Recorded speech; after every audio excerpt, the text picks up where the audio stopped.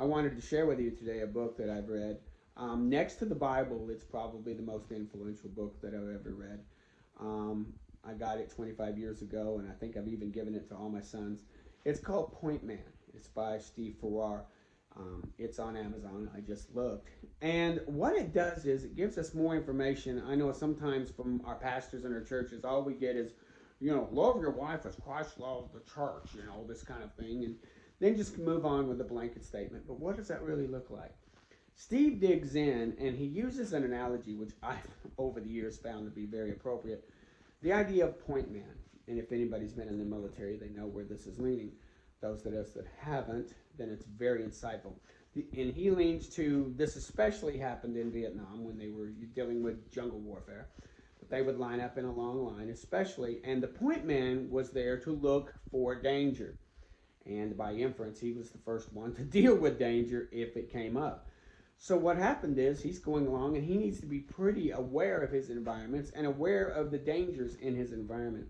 And if he says, we've seen this stop, hold, we've seen this in action movies and we've seen it in SWAT movies, But wherever he steps, however he moves, they need to mirror him quietly. Let's say they're in a minefield, or he thinks it is, and he lifts his leg to go over something. They will lift and move as he moves. And if he moves to the left, they don't say anything, they just move to the left. If he has to go under a tree and around, if he has stopped and quietly is ascertaining what's going on, his responsibility to keep the platoon, to keep the group alive, is to look for danger. Sometimes he needs to assess, are we in a clearing, or are there trees around? Could there be enemies in the trees? Could this be a minefield? Could there be tripwires? All these kind of things he's got to look for. And like I said earlier, if there's a danger like a lion or something, which in the jungles there were tigers and stuff, they also had to fight with animals as much as they fought with people, he would be the first one that got hit. So being point man is important. And so our culture kind of acts like anybody can be point. You have to be strong. You have to be somebody who can look at the environment. God has called men to be point. This is something he's done. And so we need to step up and be point men. We need to step up and start ascertaining. We need to look at dangers. What's the financial dangers? What is the repercussions if we do this?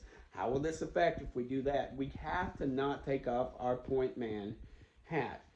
Our women want to be safe. They want to feel secure. They want to nurture and care for the family. And they can only do that under our umbrella of safety. But to be fair, ladies, you have to submit quietly 100%. And this is what women don't like. I mean, I can see having a discussion about, here's the reason why, we're in this jungle, or here's the reason why there might be something in the tree. But sometimes it's just quietly trust and move. There are sometimes it just needs to be trust and move. Yeah, I try to discuss everything.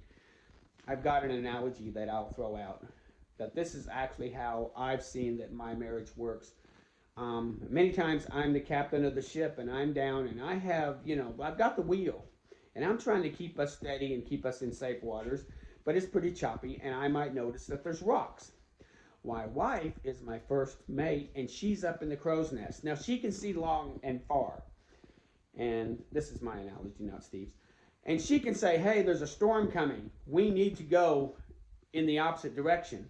And I might say, I can't. We're near rocks. We need to get past the rocks. Then we'll move away from the storm.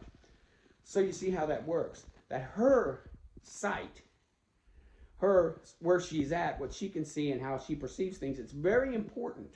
Because even if I get past the rocks that I'm looking at because I'm the captain and I'm, at the wheel, she's up in the crow's nest and she can see afar to say, okay, there's a storm coming. If I ignore the rocks and I drive into the storm, of what good was that to anybody? But if I listen to her, honey, happy wife, happy life, and turn into the rocks, same problem.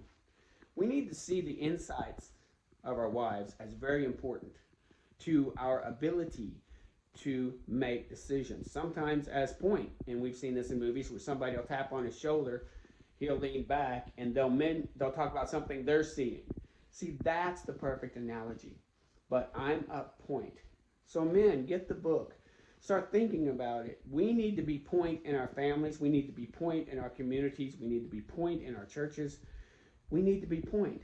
But you've got an androgynous, very hypersexual, sexually undefined culture saying anybody can do anything. I'm sorry, if you're a private and you've had no experience, you cannot be point. You aren't ready. But some of us men, we've been given point by God. We need to take it. So if you need to, buy the book. If you need to, think about this concept of being point man in your family. And sometimes you'll get a little pushback from those behind you. They want to move faster. They want to move on. But you don't want to step on landmines. You don't want to blow up whatever's going on, and you don't want to get them to have the pain. So it's more important that we lead than we just do what we're told. So be ready to be a leader. Be ready to take point. Learn what the dangers are and move carefully and firmly. And I believe we'll get through this. So that's a book that's helped me.